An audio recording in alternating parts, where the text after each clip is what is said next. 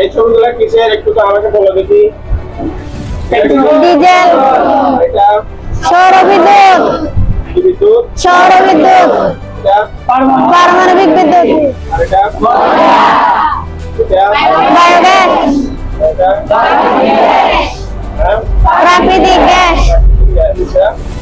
সূর্য, বায়ুবিদ্যুৎ, জলবিদ্যুৎ, তাহলে এগুলো এক ধরনের কি শক্তি।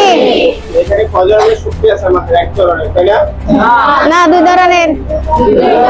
দুই ধরনের। হ্যাঁ, তাহলে কি শক্তি? তাহলে বলো। নবায়নযোগ্য ও অনবায়নযোগ্য শক্তি। এখান থেকে আমরা নবায়ন এবং অনবায়ন দুইটাকে আলাদা করতে পারবো। হ্যাঁ,